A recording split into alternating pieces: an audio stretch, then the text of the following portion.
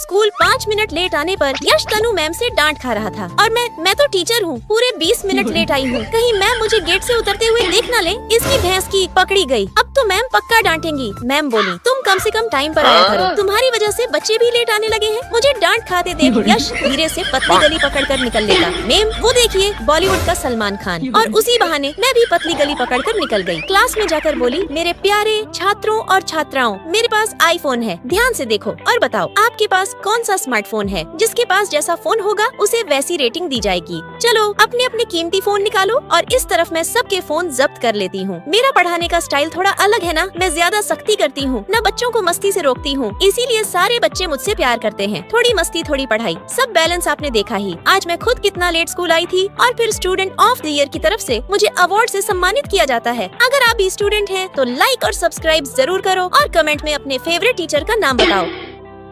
इसकी भैंस की, ये कौन है? अबे ओए सुन, मैं स्कूल से भाग रही हूँ। टकलू आ रहा है, उसे मत बताना कि तूने मुझे भागते हुए देखा, समझा? बिरयानी खिलाऊंगी, ठीक है? मैं जाकर दीवार के पीछे छुप गई। तभी टकलू सर आ गए और मेरे बारे में पूछने लगे। यार प्लीज मत बताना, प्लीज। बिरयानी मेरी तरफ से। लेकिन इस कमबख्त ने बता दिया कि मैं दीवार के पीछे छुपी हूँ। साले, मैंने तुझसे प्रॉमिस किया था ना, बिरयानी खिलाऊंगी। और फिर सर ने मुझे पकड़ लिया। अब सुन, तुझे मैं छोड़ूंगी नहीं, तू मुझे जानता नहीं है मैं कितनी डेंजर हूँ। फिर क्लास में मैं कुरकुरे खा रही थी, सर ने मुझे डांट दिया। मैंने कहा, सर यश भी तो खा रहा है। टकलू बोला, यश स्कूल का ब्रिलियंट स्टूडेंट है, वो खा सकता है। वाह, मैं करूँ तो गलत, ये करे तो सही। इतनी नाइंसाफी मुझसे नहीं देखी गई और मैं जाकर यश के बगल में बैठ गई। क्यों रे छोड़े, मैंने बोला था ना मुझसे पंगा मत लेना। थोड़ी देर बाद पढ़ते पढ़ते मैं थक गई। यार सुन ना, क्वेश्चन नंबर 2 का आंसर क्या होगा? भूख लगी है, पैसे देना। यश ने 2 रुपए दे दिए और फिर जानी दुश्मन से हम दोनों दोस्त बन गए। यश को परेशान करना, उसको हंसाना, खुद हंसना, हम दोनों काफी हैप्पी थे। फिर एक दिन मेरे बेंच पर एक ड्राइंग पड़ी थी, उस पर लिखा था, तुम उदास मत हो, मैंने तुम्हें देखा था माँ से डांट खाते हुए, चिंता मत करो, मैं तुम्हारे साथ हूँ। यार पता नहीं ये किसने लिखा, मैं भी उसके लिए कुछ लिख देती हूँ। अगले दिन क्लास में मैंने सोचा क्यों ना यश से पूछ लूं, जरा सुनो क्या ये तुमने लिखा है? वो बोला, नहीं ये मेरी राइटिंग नहीं है, मुझे यकीन नहीं हुआ,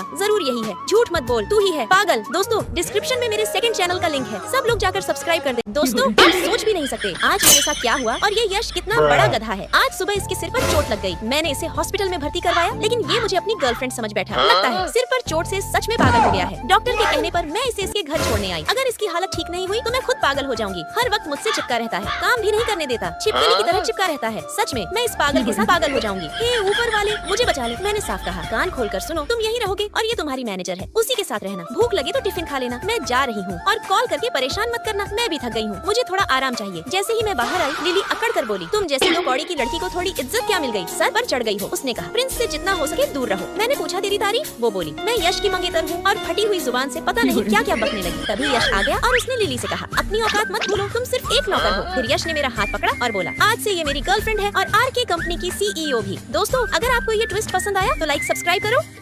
हेलो मेरी इंस्टा फैमिली, ये देखो मेरी लग्जरी कार।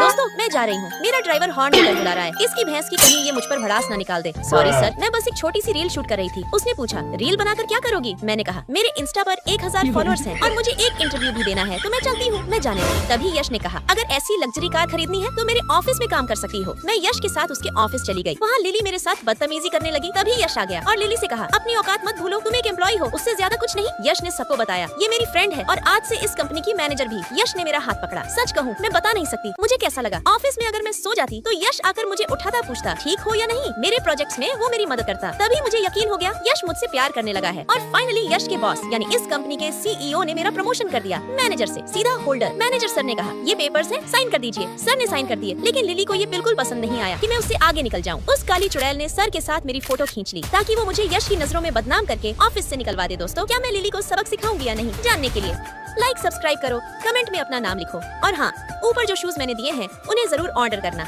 अभी ऑफर चल रहा है।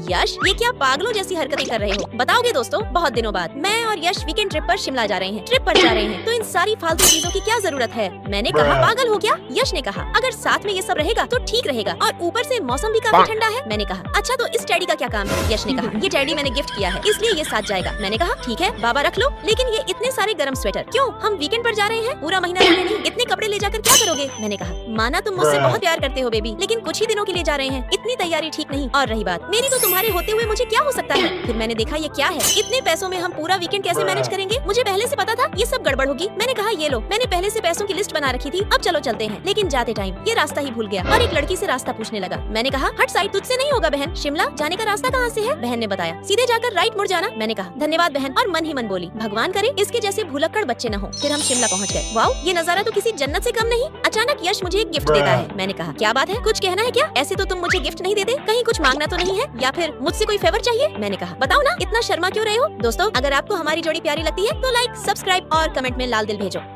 दोस्तों मेरा नाम सना है और मैं इन्फ्लुएंसर हूँ। आज मैं हॉस्टल आई हूँ। मैं इतनी फेमस हूँ कि लोग मेरे टॉयलेट के बाहर भी मेरा बेसब्री से इंतजार करते हैं, ये जानने के लिए कि मैं किस रूम में रहूंगी। मीडिया वाले मेरे पीछे पीछे हॉस्टल तक आ गए। मैं उसी रूम में जाती हूँ जहाँ कुछ देर पहले सब लोग मेरे साथ सेल्फी लेने के लिए बेकरार थे। मुझे देखते ही वो खुशी से चिल्लाने लगी। मैंने कहा अच्छा ये बताओ, तुम में से किसको बॉडीगार्ड बनना आता है? जानवी और अनवी ने कहा हम ये काम बहुत अच्छे से करते हैं। मैंने कहा मुझे जहाँ तक लगता है प्रिया इसलिए ठीक रहेगी। प्रिया मेरा बॉडीगार्ड बनोगी ना? फिर बॉडीगार्ड प्रिया को होम सिक्योरिटी गार्ड का काम समझाया गया और प्रिया मेरी जी हुजूरी में लग गई। टाइम टू टाइम मेरा नाश्ता और डिनर ला कर देने लगी। मैंने पूछा क्या हुआ प्रिया, कुछ हुआ है क्या? उसने कहा कुछ नहीं। लेकिन धीरे धीरे प्रिया मुझसे जलने लगी और मुझे फंसाने का सोचने लगी। जब मैं अपने बॉयफ्रेंड आरव से मिल रही होती, प्रिया चुपके से मेरी वीडियो रिकॉर्ड कर लेती और मुझे बदनाम करने के लिए मेरी वीडियो वायरल कर देती ताकि मेरी इमेज खराब हो जाए। सबसे पहले सुबह आकर उसी ने बताया कि मेरी वीडियो वायरल हो गई है। मैंने कहा मुझे पहले से ही पता है। ये सब किसने किया है? दोस्तों इसका राज मैं पार्ट 2 में बताऊंगी और जिसने लाइक और सब्सक्राइब नहीं किया वो एग्जाम में पक्का फेल हो जाएगा।